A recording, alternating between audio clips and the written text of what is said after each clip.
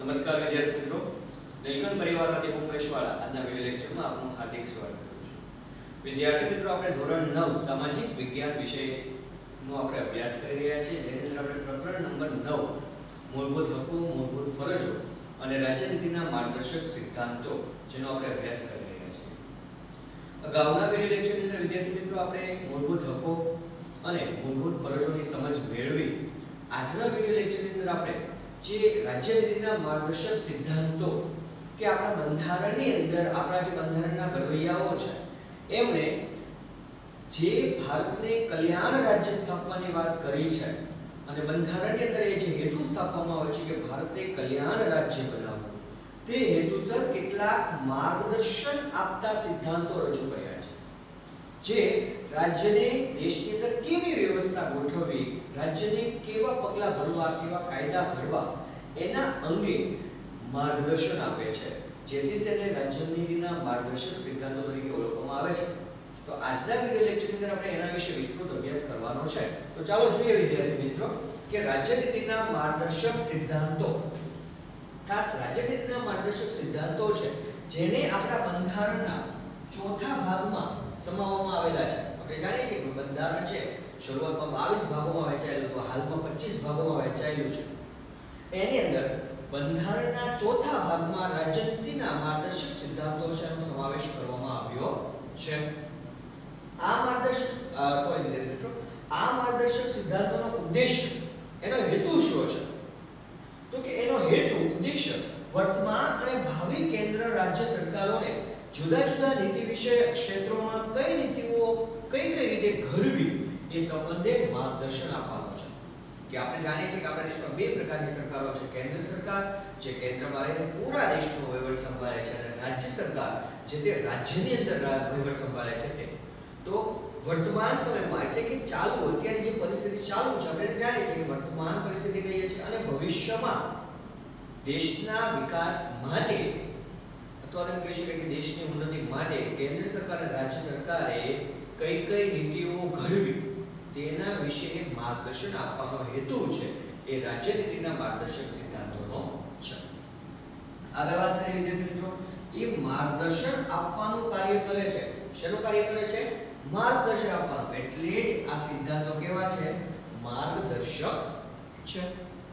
તેનો અમલ કરવા રાજ્ય સરકાર બંધાયેલી નથી. જો આપણે એક સામાન્ય વાત કરીએ કે ભાઈ આપણને કોઈ એડવાઇસ આપે, સલાહ આપે, સૂચન કરે, તો એ સલાહનું ચોક્કસપણે પાલન કરવું એના માટે આપણે ચોક્કસ રીતે બંધાયેલા હોતા નથી.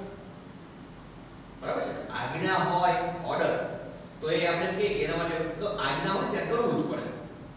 પણ અહીંયા છે એ એક એડવાઇસ છે, માર્ગદર્શન છે. તમે 10 પાસ કરો એટલે તમને કોઈ કહેશે કે તમે આર્ટ્સ લ્યો, કોમર્સ લ્યો, સાયન્સ લ્યો, ડિપ્લોમા કરો, આઈટીઆઈ માં જાઓ, એ માર્ગદર્શન છે. તમારે શું કરવું એ તમારે જાતે નક્કી કરવાનું છે. એવી જ રીતે બંધારણની અંદર આ માર્ગદર્શક સિદ્ધાંતો માત્ર ને માત્ર માર્ગદર્શન આપવાનું કાર્ય કરે છે. તેથી જ રાજ્ય સરકાર છે એના અમલ માટે બંધાયેલી નથી કે જે માર્ગદર્શન આપ્યું એ મુજબ જ એનો અમલ કરવો. એના માટે અમલ કરવા માટે બંધાયેલી નથી. માત્ર જ્યારે કોઈ કાયદાઓ ઘડે છે, કોઈ નીતિઓ ઘડે છે, ત્યારે એને ચોક્કસપણે ધ્યાનમાં રાખવી જરૂરી હોય છે.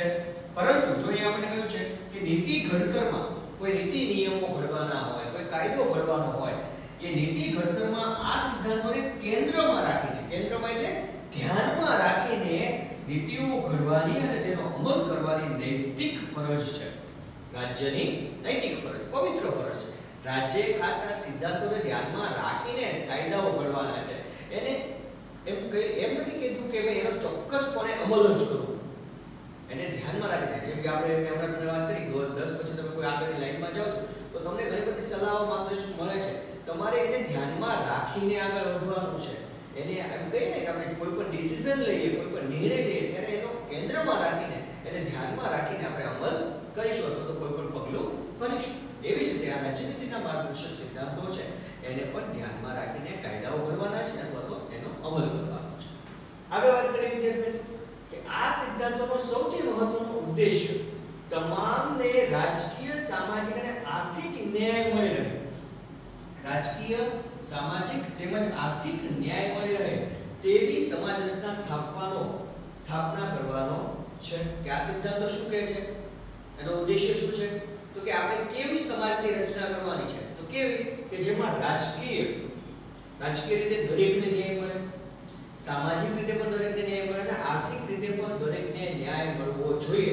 આપણે આગળ મૂળભૂત હકોની વાત કરી હતી કે આપણે સમાનતાનો હક આપ્યો છે, સ્વતંત્રતાનો હક આપ્યો છે. શા માટે? કારણ કે દરેક વ્યક્તિને એક સમાન ગણવામાં આવે, દરેક વ્યક્તિ સ્વતંત્ર રીતે પોતાનો વિકાસ સાધી શકે તે માટે તો ખાસ રાજકીય, સામાજિક અને આર્થિક રીતે તેમને ન્યાય પ્રાપ્ત થાય તેવી સમાજ વ્યવસ્થાને રચવી એવું આ સિદ્ધાંતનો ઉદ્દેશ્ય છે.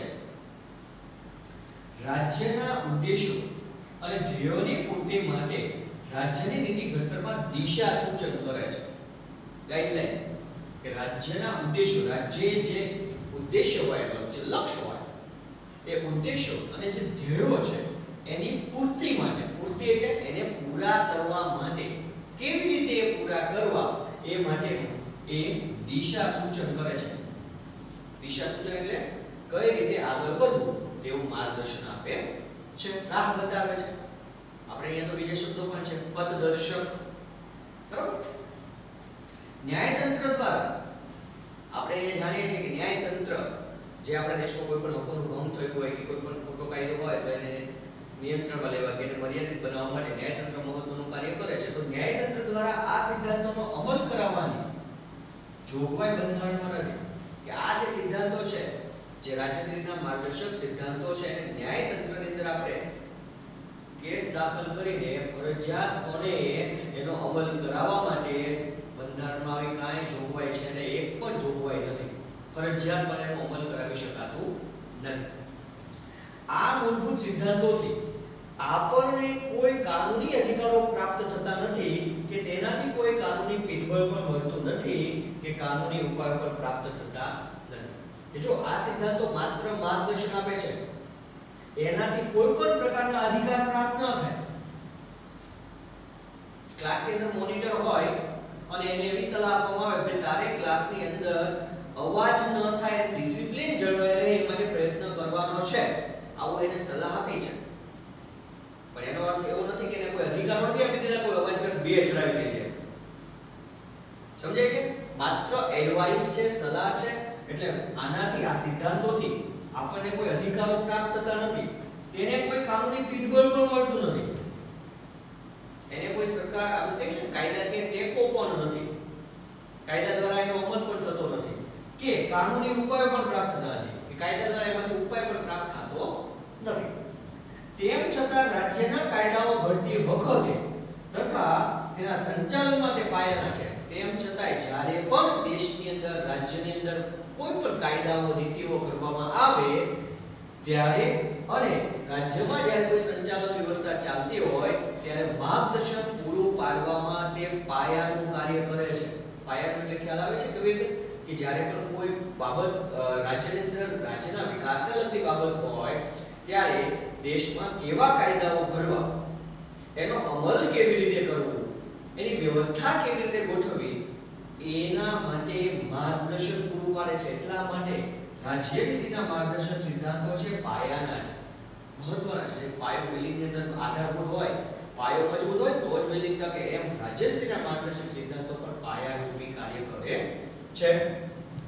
કેટલાક હકોનો સમાવેશ બંધારણમાં મૂળભૂત હકોમાં સમાવેશ કર્યો છે જે તત્કાળ આપી શકાય તેવા હતા.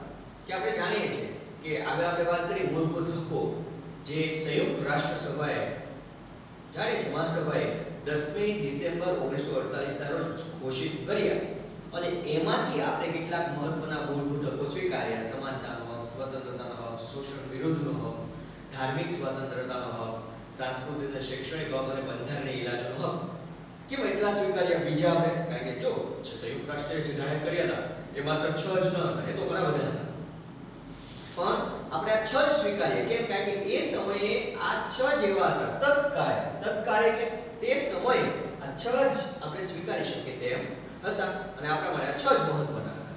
પરંતુ બીજા ઘણા હકોનો, ખાસ અહીંયા જોજો, પરંતુ અહીંયા ધ્યાન આપવું જરૂરી છે, પરંતુ બીજા ઘણા હકોનો સમાવેશ રાજ્યનીતિના માર્ગદર્શક સિદ્ધાંતોમાં કરવામાં આવ્યો છે. આ સિવાય પણ બીજા ઘણા હકો છે જેનો સમાવેશ આપણા રાજ્યનીતિના માર્ગદર્શક હકોની અંદર મિલકત ધરાવવાનો હક, આ સિવાય ઘણા બધા હકો છે. તો બીજા ઘણા હકો છે જેનો રાજ્યનીતિના માર્ગદર્શક સિદ્ધાંતોની અંદર સમાવેશ કરવામાં આવ્યો છે. એનો શું હતો, એનો ઈરાદો શું હતો, એનો હેતુ શું હતો કે જેમ જેમ રાજ્ય વ્યવસ્થા સદ્ધર અને મજબૂત બનતી છે તેમ તેમ ભવિષ્યમાં આ હકો આપતા જવાનો બંધારણ સભાનો વિચાર હતો કે શા માટે મૂળભૂત હકો સિવાય અન્ય હકો રાજનીતિના માર્ગદર્શક સિદ્ધાંતોમાં મૂકવામાં આવ્યા. શા માટે મૂકવામાં આવ્યા? તો કે બંધારણ સભાની જ્યારે રચના થઈ ત્યારે બંધારણના ઘડવૈયાઓનો ઈરાદો એવો હતો કે જેમ જેમ આપણે જાણીએ છીએ કે આઝાદી વખતે આપણે જાણીએ છીએ કે આઝાદી પહેલા અંગ્રેજોનું જે શાસન હતું એમણે ભારતનું એટલું બધું શોષણ કર્યું હતું કે આઝાદી વખતે આપણે પોતે કહી શકીએ કે પોતાના પગ ઉપર ઊભા ન હતા, બીજા ઉપર આધાર રાખવો પડતો. તેથી જ બંધારણના ઘડવૈયાઓએ શું વિચાર્યું કે જેમ જેમ દેશ સદ્ધર થતો જાય, મતલબ કેપેબલ થતો જાય, મજબૂત બનતો જાય, તેમ તેમ ભવિષ્યમાં અન્ય હક જેમ માનવીને જરૂર પડે તેમ આપવાનો એમનો વિચાર હતો. ડોક્ટર બાબા સાહેબ આંબેડકર, અમને તો આપણે ઓળખીએ છીએ બંધારણ સભાના ખરડા સમિતિના અધ્યક્ષ, મુસદ્દા સમિતિના અધ્યક્ષ અથવા તો ડ્રાફ્ટ કમિટીના અધ્યક્ષ. આપણે અગાઉ ઘણી બધી ચર્ચા કરી છે એમના વિશે કે doctor Baba Saheb Ambedkar, doctor Bhimrao Ambedkar, doctor Ambedkar બધા એક, બી.આર. આંબેડકર કયો તો પડે છે. એમણે તો એનું મહત્વ દર્શાવતા એવું કહ્યું છે કે દેશના શાસનના તેઓ પાયારૂપ સિદ્ધાંતો છે કે દેશમાં શાસન ચલાવવા માટે તે કેવા છે? પાયો છે. બરાબર? આપણા બંધારણમાં રાજકીય લોકશાહી સ્થાપવાનો આપણે પ્રયાસ કર્યો છે કે આપણા બંધારણમાં રાજકીય લોકશાહી કે આપણે જાણીએ છીએ લોકશાહી, લોકોનું, લોકો વડે અને લોકો માટે ચાલતું શાસન, the people by people and for people means democracy. બરાબર છે? તો લોકશાહી પણ કેવી? રાજકીય. આપણા દ્વારા મત આપીને આપણે કોઈ પ્રતિનિધિને ચૂંટીએ છીએ એના દ્વારા આપણે જાણીએ છીએ કે આપણા દેશનું શાસન ચાલે છે. તો આપણે આપણા દેશમાં રાજકીય લોકશાહી સ્થાપવાનો પ્રયાસ કર્યો છે, પરંતુ સામાજિક અને આર્થિક લોકશાહીની સ્થાપના વિના રાજકીય લોકશાહી કેવી છે? અધૂરી છે. કે જ્યાં સુધી સામાજિક રીતે અને આર્થિક રીતે લોકશાહી ન સ્થાપી શકે, મતલબ સામાજિક રીતે પણ લોકોને સ્વતંત્રતા હોય, સમાનતા હોય, આર્થિક રીતે પણ લોકો છે એને ઘણી બધી છૂટછાટ હોય અને એ જ્યારે સ્થપાય ને ત્યારે જ રાજકીય લોકશાહી છે પૂરી થાય, નહીંતર એ શું છે? અધૂરી છે. બરાબર? જ્યાં સુધી સામાજિક અને આર્થિક લોકશાહી ન સ્થપાય ત્યાં સુધી રાજકીય લોકશાહી કેવી છે? અધૂરી છે. આગળ જોઈએ વિદ્યાર્થી મિત્રો કે ભાઈ દેશની અંદર રાજ્યનીતિના માર્ગદર્શક સિદ્ધાંતો સ્થાપવા માટે એને કયા કયા પાયાને ધ્યાનમાં રાખીને રાજ્યનીતિના માર્ગદર્શક સિદ્ધાંતોની અંદર માર્ગદર્શન પૂરું પાડવામાં આવ્યું છે. તેમાં સામાજિક હોય, આર્થિક હોય, રાજકીય હોય, અલગ અલગ બાબતોને ધ્યાનમાં રાખીને માર્ગદર્શન આપવામાં આવ્યું છે. તો આપણે આજના વિડિયો લેક્ચરની અંદર આપણે અહીંયા એક મહત્વનો મુદ્દો કે આર્થિક નીતિઓ સંદર્ભે સિદ્ધાંતો કે આર્થિક નીતિઓને ધ્યાનમાં રાખીને કયું માર્ગદર્શન પૂરું પાડવામાં આવ્યું છે. તો જોઈએ કે આર્થિક નીતિઓના ઘડતરમાં ઘણા મહત્વના સિદ્ધાંતોનો સમાવેશ કરવામાં આવ્યો છે. જેમાં પહેલો સિદ્ધાંત આપણે જોઈએ વિદ્યાર્થી મિત્રો, ખાસ જોજો કે સૌ નાગરિકનું મહત્તમ કલ્યાણ અને શ્રેયસ થાય. દરેક નાગરિકનું મહત્તમ એટલે વધુમાં વધુ કલ્યાણ અને શ્રેય એટલે કે શ્રેષ્ઠતા પ્રાપ્ત થાય એ રીતે સમાજમાં ભૌતિક સંસાધનોની માલિકી અને અંકુશનું વિતરણ કરવું. કે દેશની અંદર દરેક નાગરિક છે એ પોતાનું કલ્યાણ સાધી શકે અને શ્રેય પ્રાપ્ત કરી શકે એ હેતુસર જે ભૌતિક સંસાધનો, ભૌતિક એટલે આપણે બે બાબતો વિજ્ઞાનમાં ઘણી વખત આવે, ભૌતિક અને અભૌતિક. જેને સ્પર્શ કરી શકીએ છીએ, જેને જોઈ શકીએ છીએ, અડી શકીએ છીએ, આ બધું કેવું છે? ભૌતિક. માત્ર જેને જોઈ શકીએ, અનુભવી શકીએ પણ સ્પર્શ ન કરી શકીએ કેવું છે? તો કે અભૌતિક. ટૂંકમાં કોમ્પ્યુટરની અંદર આવે હાર્ડવેર સોફ્ટવેર એની જેવું. તો ભૌતિક એટલે તમે સમજી ગયા છો, જેમ કે આ બોર્ડ છે ભૌતિક છે, આને હું સ્પર્શ કરી શકું છું, પણ જે ભાષા બોલું એને સ્પર્શ કરી શકાય નહીં, તો એ કેવી છે? અભૌતિક. તો ભૌતિક જે સંસાધનો છે, જે દેશના ભૌતિક સંસાધનો છે એની માલિકી અને એનો અંકુશ, કોઈ એક વ્યક્તિ પાસે બધા જ ભૌતિક સંસાધનોનું કેન્દ્રીકરણ થાય તો અન્યને ન મળે, તો અન્યનો વિકાસ થઈ શકે? ન થઈ શકે. એટલે દરેકને વ્યવસ્થિત પ્રમાણમાં મળે અને તેનો અંકુશ રહે, એનું નિયંત્રણ રહે, તે રીતે એનું વિતરણ કરવું, વહેંચવું. બીજું જોઈએ સંપત્તિ અને ઉત્પાદનના સાધનોનું કોઈ ચોક્કસ સમૂહ કે વર્ગમાં કેન્દ્રીકરણ ન થાય. હમણાં આપણે વાત કરીએ છીએ કે ઉત્પાદન એ સંપત્તિ છે એનું કોઈ એક ચોક્કસ સમૂહ કે કોઈ એક વર્ગ પાસે કેન્દ્રીકરણ ના થાય, એટલે કોઈ એક જ વ્યક્તિ પાસે અથવા કોઈ એક જ સમૂહ પાસે બધી જ સંપત્તિ કે બધું જ ઉત્પાદન કેન્દ્રીકરણ થાય તો શું થાય? ઇજારાશાહી આવી જાય. ઇજારાશાહી એટલે શું? તો કે એકાધિકાર. સમજે છે? એકાધિકાર એ કે એમ કરવું પડે. તો એવી રીતે કેન્દ્રીકરણ ન થાય એવી અર્થવ્યવસ્થા રચવા રાજ્યએ પ્રયાસ કરવાનો છે. હવે સમજી લો, કોઈ એક જ વ્યક્તિ પાસે બધી સત્તા તમારી એકના હાથમાં આવી જાય તો તમે એમ જ કહો સાહેબ આપણને ફાવે એમ જ આપણે કરી, બીજા બધાનું જે થવું એ થાય. થાય ને? એટલે જ તમને નથી આપી શકતા. તમને આપીને તમે પછી શું કરો એ તો કોને રામ જાણે. તો અહીંયા એ જ વાત કરી છે કે સંપત્તિના ઉત્પાદનના સાધનનો કોઈ એક વર્ગ એક ચોક્કસ સમૂહના હાથમાં કેન્દ્રીકરણ થવું જોઈએ નહીં એવી અર્થવ્યવસ્થા રચવા રાજ્યએ પ્રયાસ કરવાનો છે. પુરુષો અને સ્ત્રીઓને આગળનું જોઈએ આપણે. પુરુષો અને સ્ત્રીઓને સમાન કામ માટે સમાન વેતન મળે એવો રાજ્ય પ્રયાસ કરશે. હવે કામ સરખું હોય તો એના માટે વળતર પણ કેવું હોવું જોઈએ? એક સરખું હોવું જોઈએ. અને આપણે જાણીએ છીએ, આગળ આપણે વાત કરી છે, સમાન કામ માટે સમાન વેતનનો કાયદો છે એ આપણા દેશમાં પહેલેથી જ ઘડી લેવામાં આવ્યો છે. આગળ વાત કરીએ. ચોથું જોઈએ, કામના સ્થળે તમામ કામદારોનું આરોગ્ય જળવાઈ રહે તેવી માનવીય પરિસ્થિતિનું સર્જન કરવું. કે જે જગ્યાએ કામ કરે છે ત્યાં એનું આરોગ્ય જળવાઈ રહેવું જોઈએ, સ્વાસ્થ્ય જળવાઈ રહેવું જોઈએ. જો એના સ્વાસ્થ્યને નુકસાન થતું હોય અને એને બળજબરીપૂર્વક કામ કરવું પડતું હોય તો આપણે જાણીએ છીએ જો કામદાર સ્વસ્થ નહીં તો કામ પણ બરાબર નહીં થાય. અને દેશનો નાગરિક માયકામ લો તો દેશ પણ કેવો? સમજી જ જવાનું, માનવીથી દેશ છે ભાઈ. જે દેશમાં ખડતલ હોય લોકો, બરાબર, જેમ કે રાજ્યની ઉદાહરણ લઈ લે, પંજાબમાં બધા એક પાસે ખડતલ, પંજાબે કેવું ખડતલ, બીજા રાજ્યનું ઉદાહરણ લઈ લો, આપણે આપોઆપ સમજી લેવાનું. જ્યાં જેવા માનવી એનું જેવું આરોગ્ય એવું રાજ્ય એવો દેશ. તો અહીંયા આપણે એ જ વાત કરી, કામના સ્થળે તમામ કામદારોનું આરોગ્ય શું રહેવું જોઈએ? જળવાઈ રહેવું જોઈએ એવી પરિસ્થિતિનું સર્જન કરવાનું છે.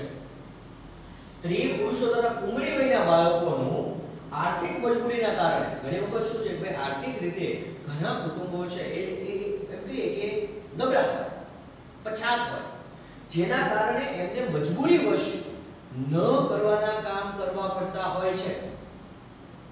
આપણે એમ કહીએ કે ઘણા મોટા ભાગે એક આપણા મગજની અંદર વિચાર છે કે જેટલા ચોર જેટલા ગુંડા છે બધા ઝૂંપડપટ્ટીમાંથી ઉદ્ભવે. કેમ? કારણ કે એની આર્થિક સ્થિતિ નબળી હોવાના કારણે આવા રસ્તા ઉપર જાય છે. એને કરવું નથી પણ કરવું પડે છે.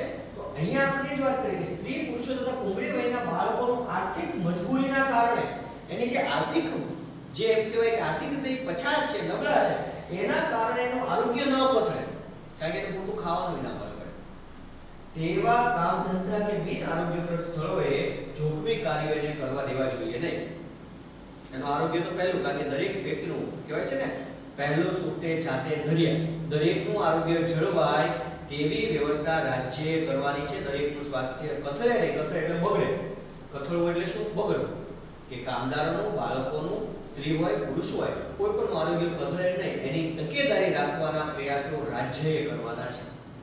મતલબ એની જરૂરિયાતો પૂરી કરવાની જવાબદારી કોની રહેશે? તો કે રાજ્યની રહેશે એવું સૂચન કર્યું છે. આગળ જોઈએ વિદ્યાર્થી મિત્રો. પાંચમું, ઔદ્યોગિક એકમોમાં સંચાલનમાં કામદારોની સહભાગીદારી માટે રાજ્ય પ્રયાસ કરશે.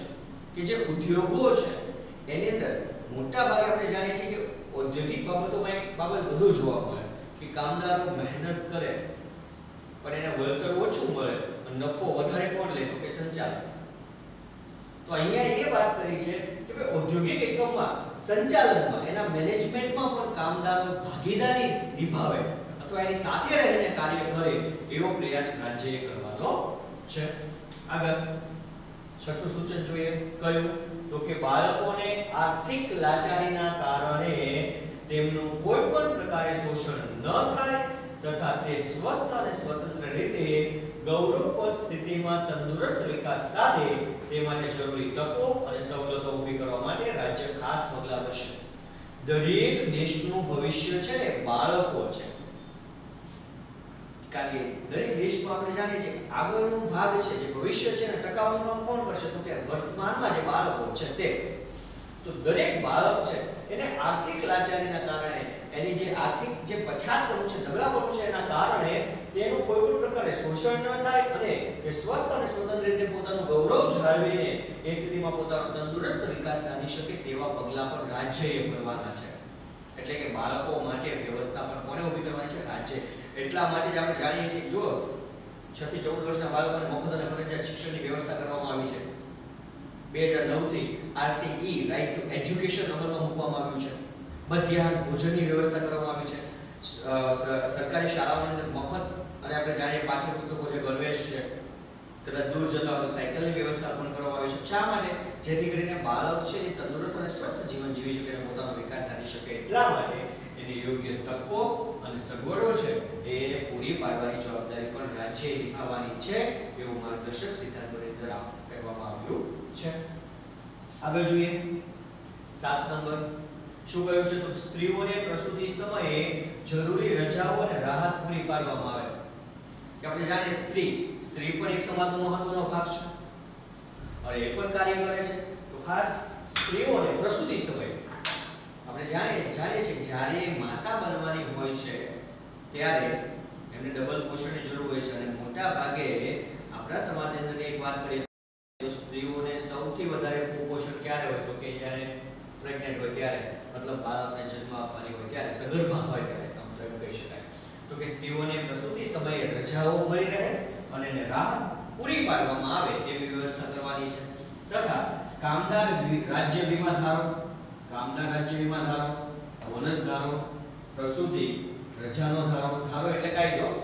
ખાલી ધારવાનો એટલે સંભાવના કરવાની નથી. આ 10માં આપણે જે આવે મતલબ ધારો એટલે કાયદો. કે કામદાર રાજ્ય વીમા ધારો, વીમો એટલે તમને ખબર હશે ઇન્સ્યોરન્સ, કે ભાઈ જે કામદાર છે એ કામના સ્થળે કોઈ પણ પ્રકારનો અકસ્માત થાય તો એને જે ઇન્સ્યોરન્સ છે એને મળે. બરાબર. બોનસ ધારો, પ્રસૂતિ રજાનો ધારો, ગ્રેચ્યુટી સમય પછી જે એને વધારાનું એફડી પીએફ ને મળે, વધારાની એની જે જમા પૂંજી છે એને મળી રહે, આપણે અગાઉ પેન્શન કહેતા. બરાબર.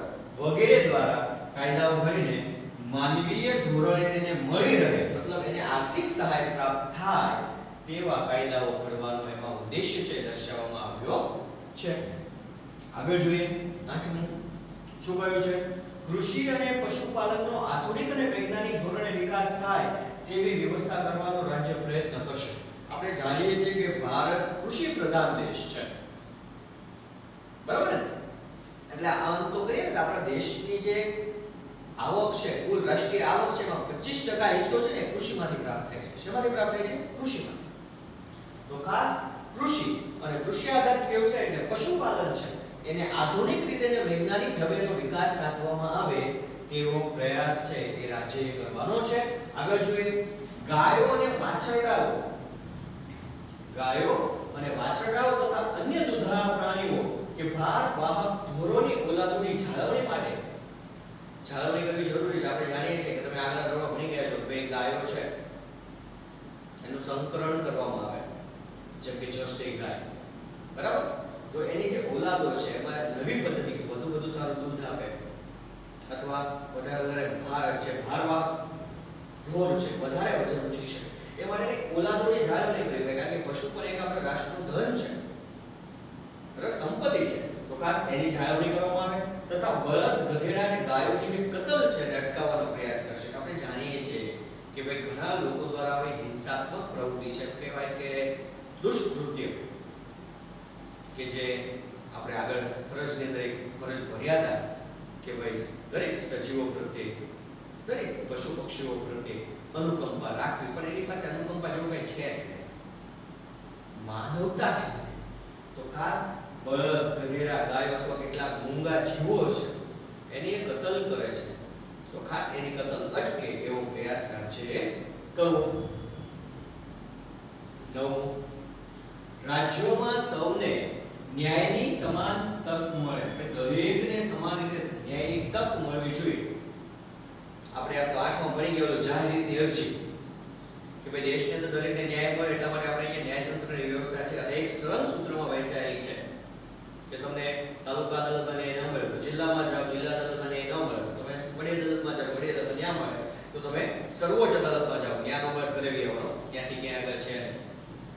કારણ કે આપણા દેશની સર્વોચ્ચ સંસ્થા છે, બરાબર, સર્વોચ્ચ અદાલત ત્યાં મળી જ રહે.